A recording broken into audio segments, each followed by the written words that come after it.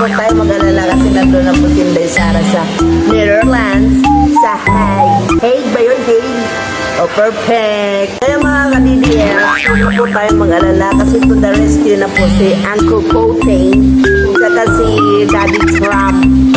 To the rescue na sa ating Tate Digong sa Netherlands.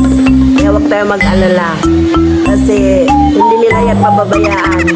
Kaya ginawa nila yan ng mga bangag kasi for the exchange daw ng First Lady na American flag at tadpoles, mukhang tadpoles na First Lady natin kasi nadidetain ng dahil sa issue ngayon about the death of Tantoco. Perfect!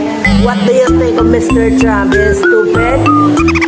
So, we are so happy today kasi dadalhin na sa Alcatraz at gawin na yung American flag ni Mr. Trump. Perfect! President Donald Trump, gawin mo po yan si Lisa Tanyas, gawin mo American flag, dalhin mo sa Alcatraz kasi hindi ang bagay maging first lady ng aming bansa. Mas maganda pa ako, mas mabuti pa kung gawing first lady. Perfect. Kaya huwag na po tayo mag-alala mga ka-DDS. Everything will work fine. At saka sa atin, ngayon lang talaga ako nakakarinig. Perfect.